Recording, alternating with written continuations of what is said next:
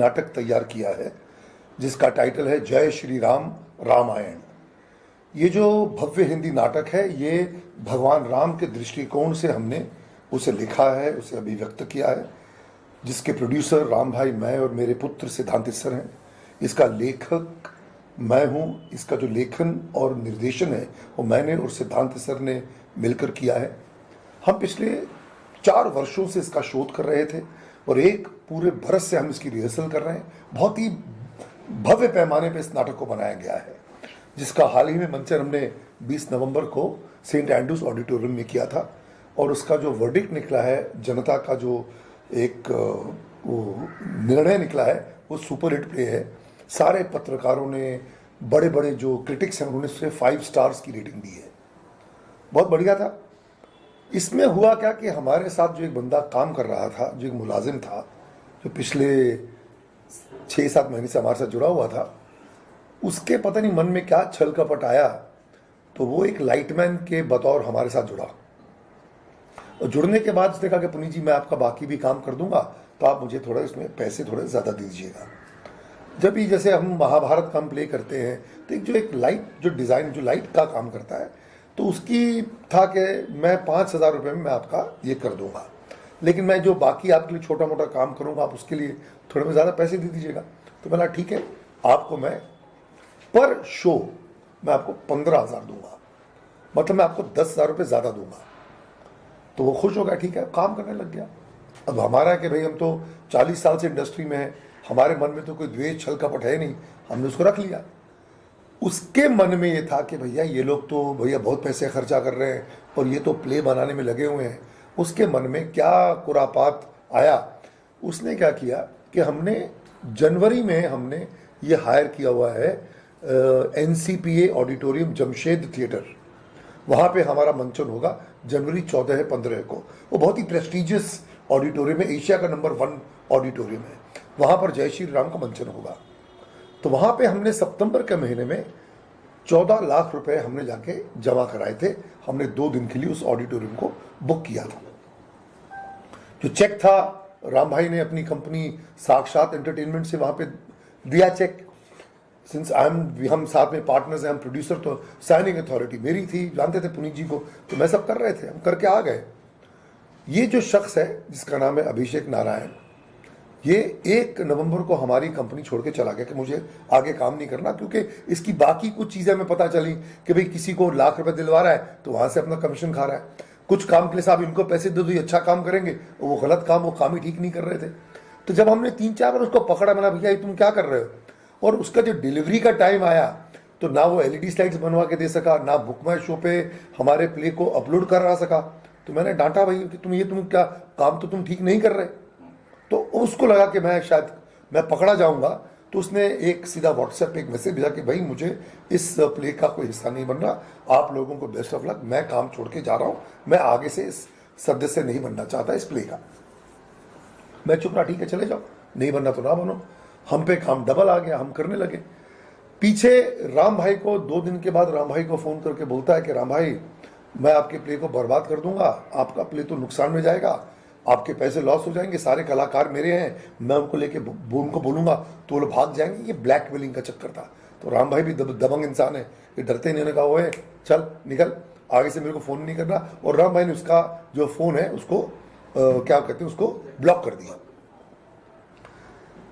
देखिए, आदमी का जब उतना ईश्वर होता है, और ये प्ले हम बना रहे हैं जय श्री राम, जय श्री राम का कौन क्या बिगाड़ सकता है।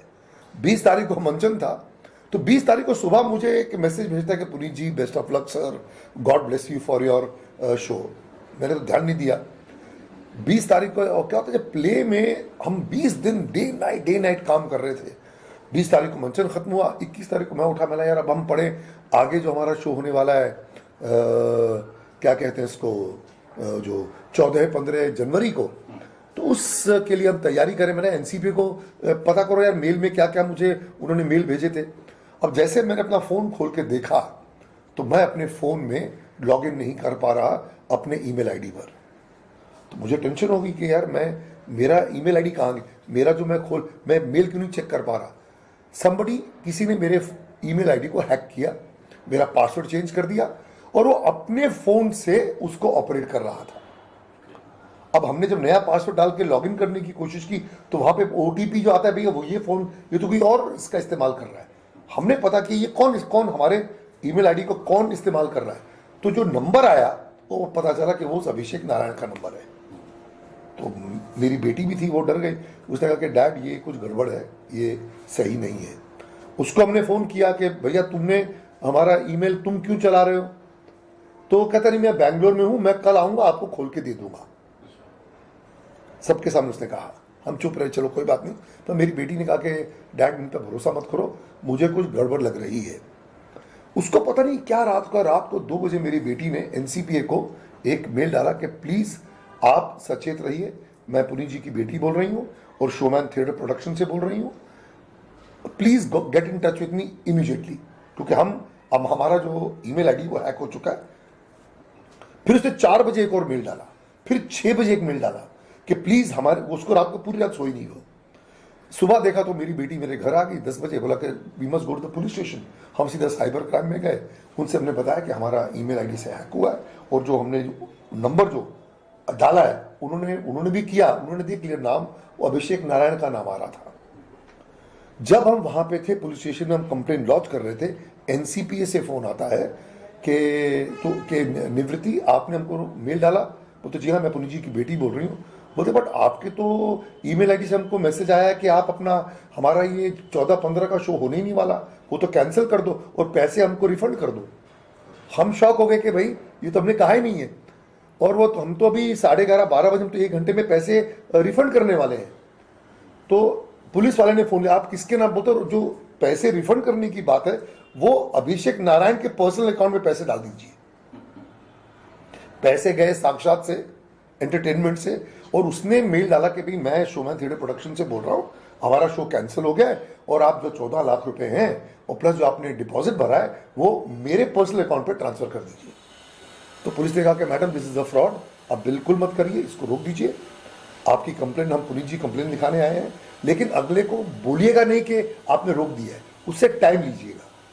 हम भागे भागे वो रिपोर्ट लेके हम उधर पहुंचे, एनसी पे पहुंचे, तो पता चला वो 17 तारीख को, 20 नवंबर को हमारा शो था एंड्रूज में, वो 17 तारीख को उसने मेल डाला उनको कि भाई हमारा ये जनवरी का शो कैंसिल हो गया है और हमको हमारे पैसे वापस चाहिए। 18 तारीख को एनसीपी ने उनको मेल डाला, वो सोच रहे कि पुनीत जी का कोई कॉरेस्पॉन्डेंट, क्योंकि मेल तो पुनीत जी की तरफ से जा रहा है, तो उसने उन्होंने कहा कि भाई अगर आप ऐसा करें तो हम तो 50% आपके पैसे काट लेंगे। तो फिर मेल उनको 19 तारीख को मेल डालता है कि आप पैसे काट लीजिए, कोई परवाह नहीं है, जो 7-8 लाख रुपए नुकसान तो होने दो, बाकी पैसे हमको वापस कर दो। तो फिर उन्होंने मेल दिया कि ठीक है भैया आप बताइए आप किस अकाउंट में पैसे डालें। तो कहता है वो साक्षात एंटरटेनमेंट का जो जिससे चेक आया था वो तो हमने बंद कर दिया है, तो कृपया आप सारे पैसे जो है वो आप अभिषेक नारायण के पर्सनल अकाउंट में डाल दीजिए। सारे कॉल लॉग्स मिल गए, सब कुछ मिल गया, जो फोन कर रहा था उसका फोन नंबर वहां पे आया, हमने ला के दिया। फिर लॉयर से मिले हम लोग और हमने फिर एफआईआर दर्ज की। फिर पुलिस ने देखा तो केस बहुत स्ट्रांग है, ये 17-18 लाख रुपए का मामला है, ये तो धोखाधड़ी हुई ना साहब लार्जेस्ट पे। तो पुलिस ने फिर पूरी एफआईआर ली, दर्ज की, वो करने के बाद उसको पकड़ा, उसको उठा कर लेके आए, मान गया कि ऐसा मैंने फ्रॉड किया, पैसे खाने का चक्कर था, ये हुआ। एक हमारे इसमें बहुत एक कहते हैं, एक मेरी हमने डायलॉग्स में हमने लिखा है कि यदि बुरा कर्म करना है पाप तो चुपचाप उसे सहन करना भी कहलाता है महापाप। इस बंदे के बारे में मुझे और भी प्रोड्यूसर्स ने आके कहा, एक शारन और अभिषेक, अक्षय मिश्रा, इन्होंने एक प्ले बनाया था धप्पा, जिनके थ्रू मैं इस बंदे को मिला था।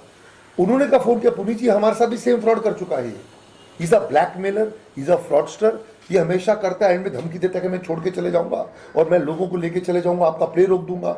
वहां भी पैसे खाने की कोशिश की इसने। एक और कोई प्रोड्यूसर आ गया, कोई बब्बर करके था, कोई आर बब्बर, उसने कहा पुनीत जी ने मेरे साथ भी ऐसे किया। मैंने फिर आप लोगों ने क्यों नहीं पुलिस में कंप्लेन किया?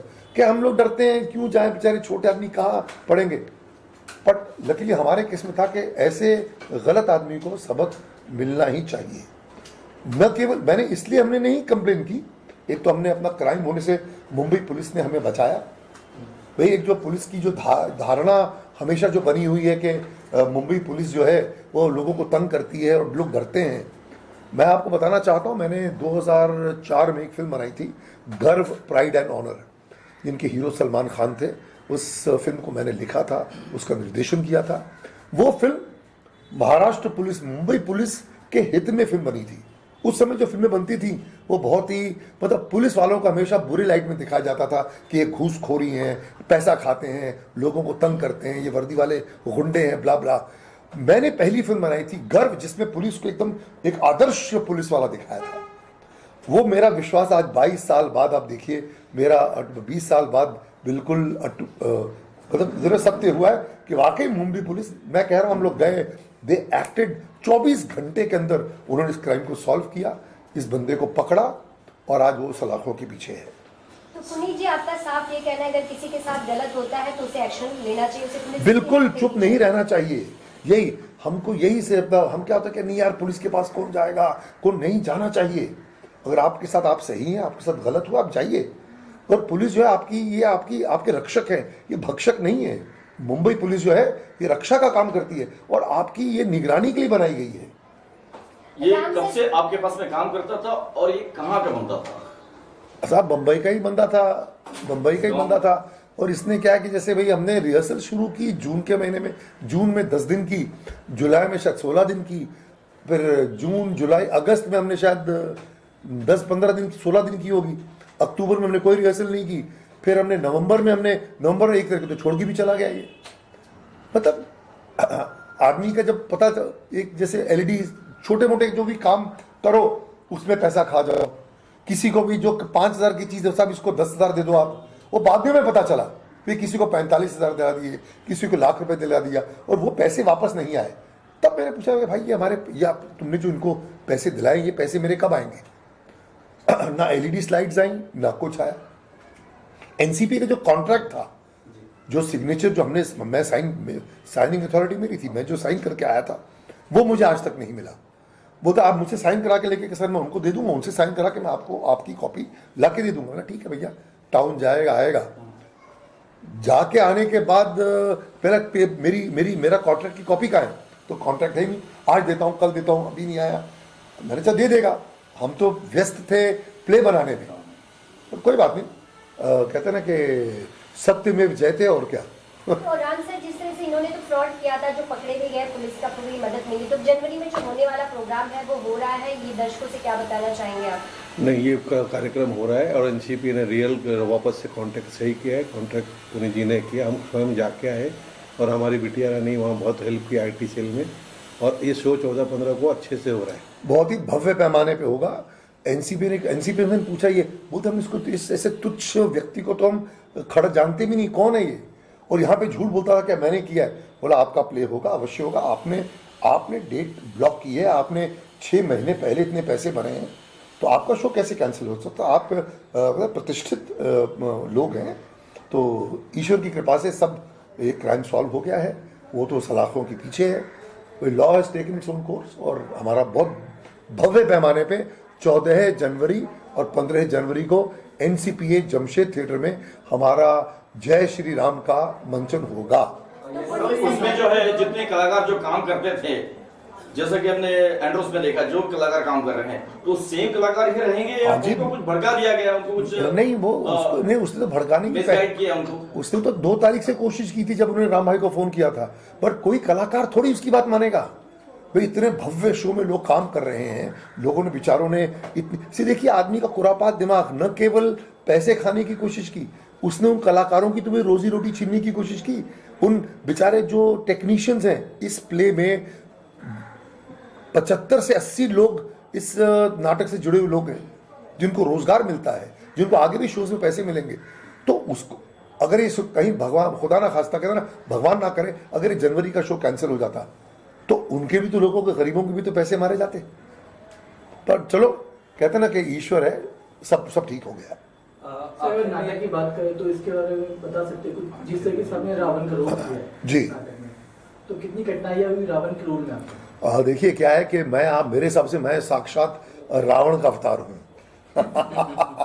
और मेरी जो उम्र है वो बिल्कुल रावण के पात्र को निभाने के लिए सही एज ग्रुप मेरी है। आवाज भी सर वैसे। हाँ जी बिल्कुल, आवाज़ कहो, कद काठी कहो, हर चीज़। सो इस प्ले में मैं रावण का पात्र निभा रहा हूँ।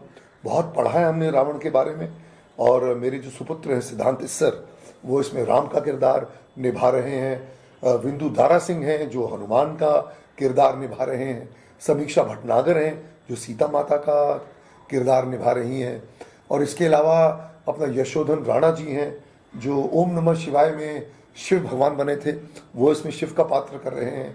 प्रीत चौधरी पार्वती बनी है, पायल गोगा कपूर सुर्पनखा बनी है। तो बहुत सारे, कुछ 27 तो मेन कैरेक्टर्स हैं, फिर 32 डांसर्स हैं, जूनियर आर्टिस्ट हैं, और एचओडीज कुछ 8 हैं, और फिर जो हमारे जो बाकी जो टीम होती है, जो बैक स्टेज की टीम होती है, बहुत भारी भरकम टीम है। रामपाल जी, आपसे एक सवाल है कि लोगों को तो जय श्री राम बहुत पसंद आया जो पहला शो हुआ है, तो सेकंड शो में भी क्या आपको लगता है कि इसी तरह लोगों को पसंद भी आएगा, और आपको कैसा लगा वो सर? आपकी थोड़ी राय हमें।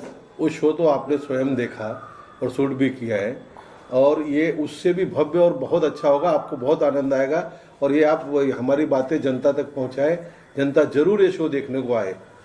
पुनीत सर, जिस तरह से ये शो को काफी अच्छा रिस्पांस मिला, लोगों को बहुत अच्छा लगा जो हमने वहाँ पे पब्लिक के ओपिनियन लिए हैं, तो इस बार जो शो होने वाला है हर कोई उसे देख पाए, कितनी तैयारी है, कितने लोगों के लिए ये हॉल होगा, किस तरह से उसकी बुकिंग लोग कर पाएंगे? अरे देखिए, ये तो क्या है, एनसीपी जो है इट विल बी, वो 9 तारीख को वो लोग ओपन करेंगे टिकट्स, पहले अपने मेंबर्स के लिए करेंगे, उसके बाद वो बुक माई शो पे आई थिंक 12 तारीख से हमारा आ जाएगा, और उस पर हम भी प्रेस में एड्स देंगे, उनके टिकटिंग, उनका काउंटर होगा एनसीपी में। तो जो भी लोग जाना उसको बुक करना चाहते हैं, टिकट्स जल्द से जल्द बुक करें, बिकॉज ये तो एकदम ही श्योर शॉर्ट हाउसफुल होने ही वाला है। बहुत ही ये कि आपत्तिजनक बयान था नडाव लैपेट का, जो जूरी के हेड थे एक, और ख़ास करके जब खुद एक जू हैं, वो खुद एक इजरायली हैं, और इजराइल के जो जूज़ हैं उनके साथ वर्ल्ड वॉर में 6 लाख जूज़ को उनके साथ होलोकॉस्ट हुआ, उनको मारा गया, उनका नरसंहार किया गया। आप तो वाकिफ़ हैं कि आपके जूज़ के साथ क्या नरसंहार हुआ, कैसे जुल्म हुआ, और आप जो कश्मीरी हिंदुओं के साथ जो नरसंहार किया गया, भाई हर भारतीय के लिए वो जो नरसंहार है कश्मीरियों का, वो वैसे ही है जैसे जूस के लिए जो वर्ल्ड वॉर में हुआ था। और उस ऐसी फिल्म को आप देख के कह सकते साहब मुझे फिल्म अच्छी नहीं लगी, आपका व्यक्तिगत विचार है, हम उसकी इज्जत करेंगे, पर आप कहें कि साहब ये फिल्म वल्गर है, ये प्रोपेगेंडा है, ये बहुत, दैट इज वो जो गलत बयान था वो। बिकॉज देखिए क्या है कि हमारे देश में ना ये एक इंटरनेशनल कबाल है, कबाल जो डेंजरस कबाल है, जो कितने वर्षों से जो एक ही सिंक में काम कर रहा है। क्या काम कर रहा है कि हिंदुओं को बदनाम किया जाए। ये आप सोचिए कि आप कैसे कर सकते हैं। जिस फिल्म ने 400 करोड़ रुपया 2022 में कमाया, क्रिटिक्स ने उसको अच्छी रेटिंग्स दी हैं, आप उसको फिल्म फेयर में उसको बुलाते तक नहीं है, अवार्ड देना तो दूर, आपने उसको आमंत्रित भी नहीं किया। तो ये जरूर लगता है कि लोग जले हुए हैं कि भाई एक इंडिपेंडेंट फिल्म मेकर ने जब सच बोलने की कोशिश की, विवेक अग्निहोत्री ने एक सच को सामने लाने की कोशिश की, तो आप उसको नजरअंदाज करना चाहते कि नहीं साहब ये तो प्रोपेगेंडा है। प्रोपेगेंडा नहीं है, अगर ऐसा तो गवर्नमेंट स्पॉन्सर्ड है। अरे भाई मोदी नाम की फिल्म भी बनी थी, वो चली नहीं चली, बट कश्मीर फाइल्स हिट हुई क्योंकि फिल्म में ताकत थी, फिल्म के सब्जेक्ट में ताकत थी, तब चली है। और आप देखिए बाद में अब बयान उसका पलट भी गया कि मुझे ज्यूरी ने कहा था बोलने के लिए। तो जितने लुटियंस हैं ये उसके मुंह में शब्द भर रहे थे कि आप बोल दो ये बकवास फिल्म है, आप ऐसी फिल्म है, उसने शायद ठीक से देखी भी नहीं होगी। तो ये तो अब अगेन सच सामने आ गया है, अब उनका खुद का मुंह काला हो गया है। गलत है, ऐसा नहीं, ऐसा बयान देना बिल्कुल गलत था। पुनीत सर, एक सवाल ये भी आता है, जैसे कि बहुत भव्य नाटक ये है, इसका पोस्टर्स भी मैंने देखे हैं, बैनर पोस्टर बड़े-बड़े हमने बैनर भी लगा दी, होर्डिंग्स। जी, मैं ये जानना चाहता हूँ कि एक आदिपुरुष नाम की फिल्म आ रही थी जिसे 6 महीना पोस्टपोन कर दिया गया, उसको लेकर भी काफी आलोचनाएं हुई थी। तो क्या लगता है जनता जो है वो बहुत ही ज्यादा आजकल इमोशनल है और बहुत ही ज्यादा चाहती है कि सही से काम हो, नहीं तो हो ही ना। नहीं, ऐसा नहीं है। देखिए क्या है कि आप एक, मैं बताना चाहता हूँ लोगों को कि जो कला है, कला के साथ खिलवाड़ नहीं किया जा सकता। आप कला की आड़ में आप ज्यादा लिबर्टी नहीं ले सकते।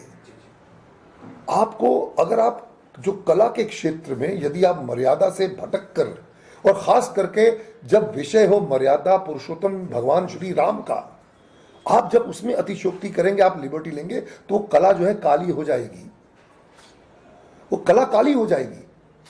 आप भगवान राम को मूछ कैसे दे सकते हैं? और मैं तो हैरान रह गया, कुछ लोगों ने जिस तरह बयान दिया कि साहब किसने देखा, क्या देखा। अरे भाई पढ़िए तो सही, उन्होंने शायद एक पेपर में एक पेज भी नहीं पढ़ा होगा। और वाल्मीकि जी की रामायण पढ़ें, उसमें पूरा वर्णन है भगवान राम का।